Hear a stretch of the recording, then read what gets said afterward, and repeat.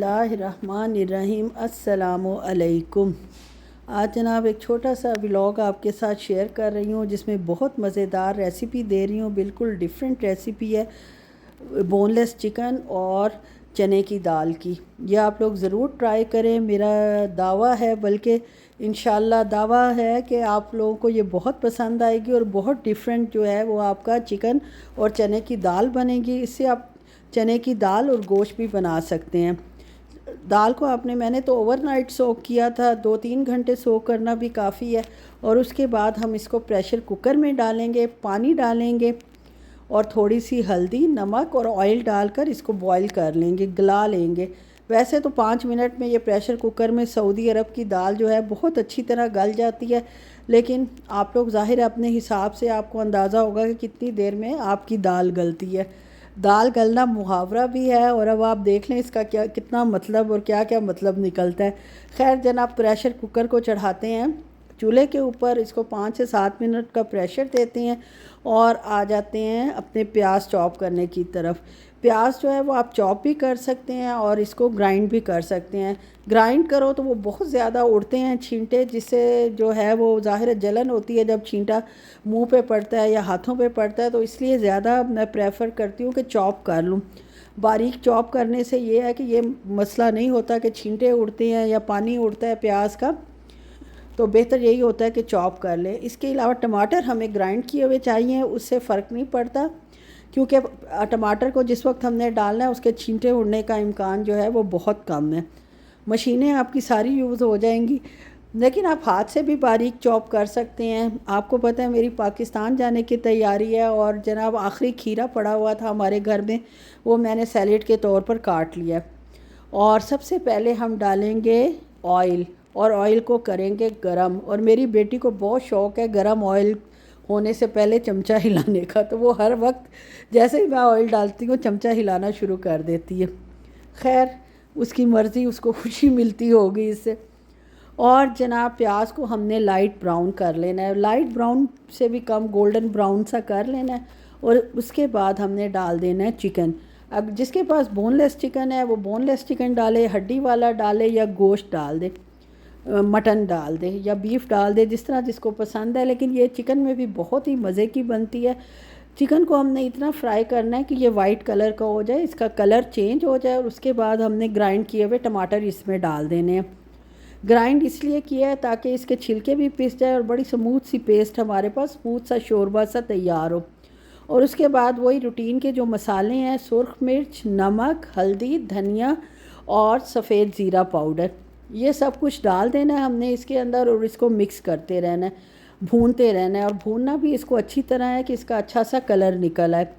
जब इसका अच्छा सा कलर निकल आएगा तो हम इसमें सब्ज़ मिर्चें डाल देंगे साबुत ही। और ये जो सीक्रेट इंग्रेडिएंट है ये है खुश्क आलू बुखारे। 4 से 5 आपने खुश्क आलू बुखारे भूनते हुए डालने हैं। इसी से जो कमाल होना है वो आपके दाल और चिकन में होगा और इतना मज़ेदार टेस्ट बनेगा कि आपको खुद हैरानी होगी कि आज मैंने बना क्या दिया और इनको क्या खिला दिया घर वालों को। घर वालों को भी खैर बहुत पसंद आई थी ये दाल और चिकन, क्योंकि थोड़ा सा डिफरेंट टेस्ट बना था और ये तजर्बा मेरा बड़ा अच्छा रहा है माशाल्लाह। और जनाब उसको भूनने के बाद हमने इसमें हस्बे ज़रूरत पानी डाल दिया, जितना शोरबा मुझे रखना है।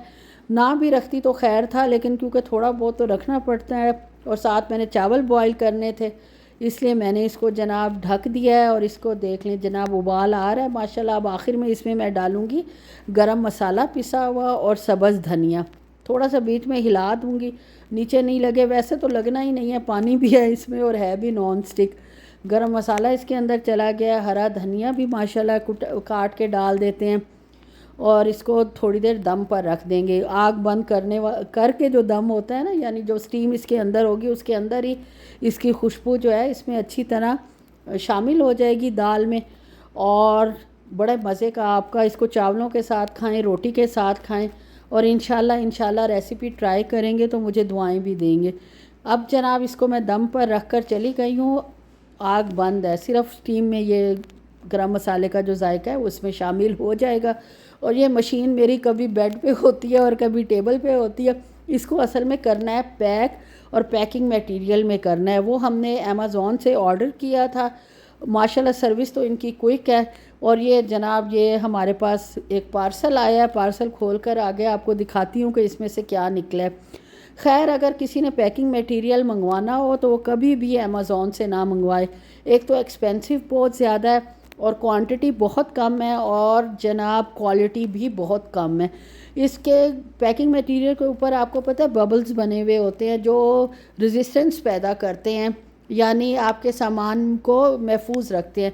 लेकिन इसके बबल्स भी जो थे वो भी पंचर थे, यानी फटे हुए थे और क्वालिटी इस कदर हल्की थी और कीमत इसकी इतनी ज़्यादा थी कि मुझे तो खैर सुनकर दुख हुआ। मेरे हस्बैंड साहब ने तब बताई जब उन्हें ये क्वालिटी पे गुस्सा आया। तो खैर बेटी से कहूँगी वो मशीन पैक करेगी। और ये हमारी मज़ेदार सी दाल तैयार हो गई। अभी ऑयल ऊपर नहीं आया, इसका मैं वेट करूँगी। अगर आ गया तो ठीक है, नहीं आया तो ऐसे ही इसको डोंगे में पलट लेते हैं और ख़ुद ही थोड़ी देर बाद जब हम इसको रखेंगे तो ऑयल इसके ऊपर आ जाएगा। अब जनाब बेटी को मैंने बुला लिया है कि वो इसको पैक करे। और ये जनाब 25 मीटर था और ये था भी नहीं 25 मीटर, 5 मीटर मुश्किल से निकला है। और कीमत के लिहाज से तो हम लुटे फुटे गए हैं। जितना बंदा फ़ायदा उठाता है ना सेलों में से इधर उधर से, तो अल्लाह ताला भी जो है वो बराबर कर देते हैं हिसाब किताब को, कि कहीं आपको फिर इस तरह का भी माल मिल जाता है कि जो कि बिल्कुल ही बेकार निकलता है। खैर जनाब इसको मैंने कहा है कि डबल उसमें पैक कर दे, 2 दफ़ा लपेट दे, जो प्रोटेक्शन इंशाल्लाह मिलनी हुई मिल जाएगी। मैं इसको हैंड कैरी में रख लूँगी अपने, ताकि अल्लाह ना करे ये ख़राब हो और खैर खैरियत से ये पहुँच जाए। और हमारी फ़्लाइट जो है वो कल की कैंसिल हो गई थी। आज उन्होंने दोबारा कहा है कि इंशाल्लाह आज जाएगी, दुआ करें आज चली जाए। अल्लाह ताला हालात बेहतर करें हमारे मुल्क के भी और हमारे पड़ोसी मुल्क के भी, क्योंकि अवाम का नुकसान है, किसी का कोई नुकसान नहीं है। हर चीज़ में स्कूल आवाम के लिए बंद होते हैं, बाकी चीज़ें आवाम के लिए बंद होती हैं, यूनिवर्सिटियाँ, रोड्स, एयरपोर्ट्स, सब कुछ। तो फ़ायदा कुछ भी नहीं होता जंग से, सिवाय तबाही के कुछ भी नहीं मिलता किसी भी मुल्क को। जिन मुल्कों ने किया, इवन के अमेरिका को भी कोई कामयाबी नहीं मिली, उनको भी भागना पड़ा अफ़गानिस्तान से सब कुछ छोड़ छाड़ कर। तो इन चीज़ों का कोई फ़ायदा होता नहीं। पता नहीं हुकूमतों के जहन में क्या होता है, क्यों वो ये पंगे लेती हैं और अपनी आवाम को भी परेशान करती हैं, आवाम का नुकसान भी करती है, मरते भी आवाम ही हैं। खैर जनाब यहीं तक था मेरा व्लॉग। अच्छा लगे तो लाइक शेयर और सब्सक्राइब कर